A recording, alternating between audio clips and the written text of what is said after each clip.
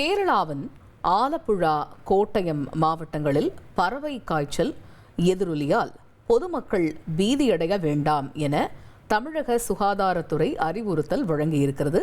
பறவைகளிடம் இருந்து மனிதருக்கு தற்பொழுது வரை பறவை காய்ச்சல் பரவவில்லை என்று தமிழக சுகாதாரத்துறை தரப்பில் அறிவிப்பு வெளியாகி இருக்கிறது. பறவை காய்ச்சலுக்கான டானிக், ஃப்ளூ தடுப்பு மருந்து அனைத்து அரசு மருத்துவமனைகளிலும் கையிருப்பில் உள்ளது என்று தமிழக சுகாதாரத்துறை தரப்பில் தகவல் தெரிவிக்கப்பட்டிருக்கிறது. கூடுதல் விவரங்களை செய்தியாளர் தாயுமானவன் விவரிக்க கேட்போம். தாயுமானவன், இந்த பறவை காய்ச்சல் தொடர்பாக தமிழக சுகாதாரத்துறை வெளியிட்டிருக்கக்கூடிய அறிவிப்பில் என்னென்ன தகவல்கள் இடம்பெற்றிருக்கு?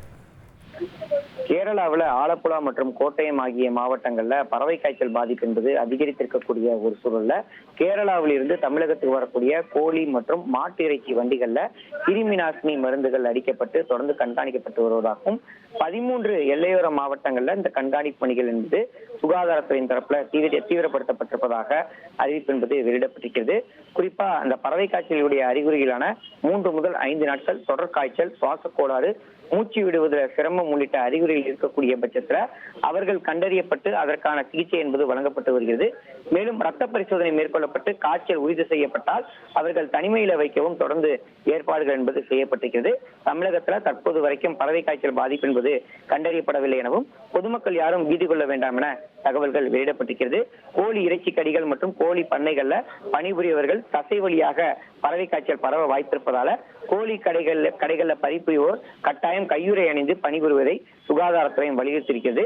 அதே போல பறவை காய்ச்சல் தடுப்பு மருந்தான டானிக் ஃப்ளூ என்கின்ற மருந்து அனைத்து கடைகளிலும் மருத்துவமனைகளிலும் கையிருப்ப இருப்பதாகவும் அவற்றை தொடர்ந்து பறவைகளுக்கு செலுத்தக்கூடிய வகையில தொடர்ந்து அதற்கான நடவடிக்கை எடுக்கப்பட்டு வருவதாக தகவல்கள் வெளியிடப்பட்டிருக்கிறது.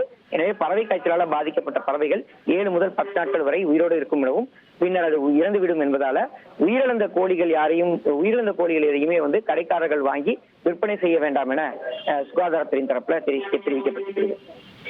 தகவல்களுக்கு நன்றி தாயுமானவன்.